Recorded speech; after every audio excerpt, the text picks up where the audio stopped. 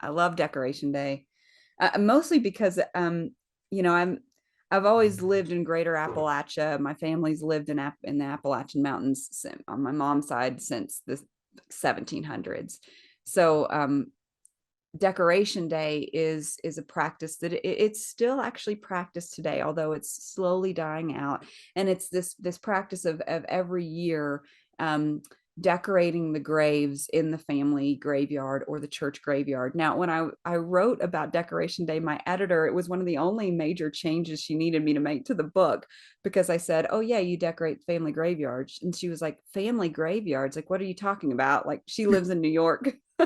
She's like, cemeteries are like those big things outside the city where we bury people. And I'm like, oh no, they're all over in the mountains. Like, there's 5 doors down this way is a small graveyard with graves from the 1800s, and 2 doors down that way is a church graveyard.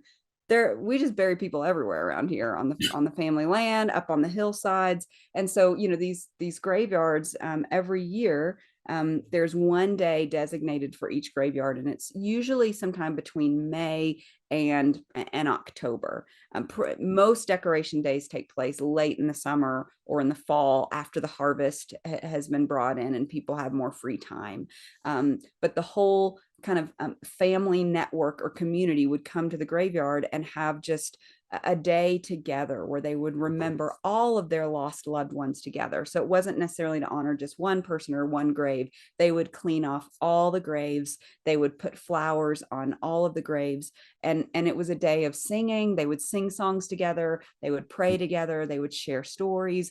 They would cry. They would honor their loved ones, and then they would eat together and share a meal. And it was kind of meant to be a time of reconnection for extended family and kinfolk, but also just a time of every year you remember what this person meant to you, what these people meant to you, and almost honoring your ancestors and the legacy that your family had. And what's really interesting is this practice, it's practiced in Appalachia and the lower South region. And it's also incidentally practiced in Liberia, of all places.